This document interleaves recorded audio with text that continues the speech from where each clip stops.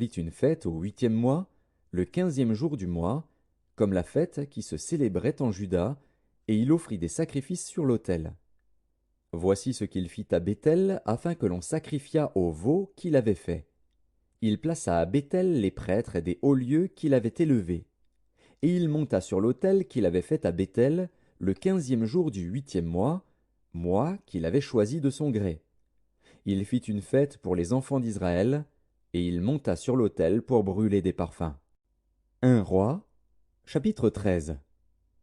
Voici, un homme de Dieu arriva de Juda à Béthel, par la parole de l'Éternel, pendant que Jéroboam se tenait à l'autel pour brûler des parfums. Il cria contre l'autel par la parole de l'Éternel, et il dit, Autel, autel, ainsi parle l'Éternel. Voici, il naîtra un fils à la maison de David. Son nom sera Josias. Il immolera sur toi les prêtres des hauts lieux qui brûlent sur toi des parfums, et l'on brûlera sur toi des ossements d'hommes. Et le même jour il donna un signe, en disant, C'est ici le signe que l'Éternel a parlé. Voici, l'autel se fendra, et la cendre qui est dessus sera répandue.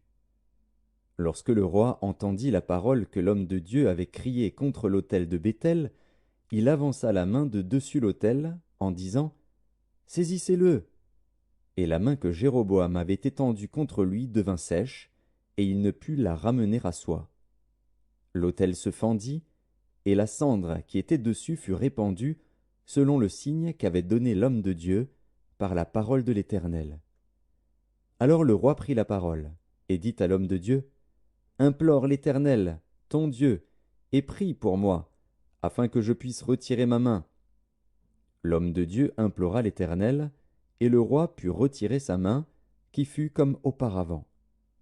Le roi dit à l'homme de Dieu, Entre avec moi dans la maison, tu prendras quelque nourriture, et je te donnerai un présent. L'homme de Dieu dit au roi, Quand tu me donnerais la moitié de ta maison, je n'entrerai pas avec toi. Je ne mangerai point de pain, et je ne boirai point d'eau dans ce lieu-ci. Car cet ordre m'a été donné, par la parole de l'Éternel, tu ne mangeras point de pain et tu ne boiras point d'eau, et tu ne prendras pas à ton retour le chemin par lequel tu seras allé. Et il s'en alla par un autre chemin, il ne prit pas à son retour le chemin par lequel il était venu à Béthel. Or il y avait un vieux prophète qui demeurait à Béthel. Ses fils vinrent lui raconter toutes les choses que l'homme de Dieu avait faites à Béthel ce jour-là, et les paroles qu'il avait dites au roi. Lorsqu'ils en eurent fait le récit à leur père, il leur dit, Par quel chemin s'en est-il allé?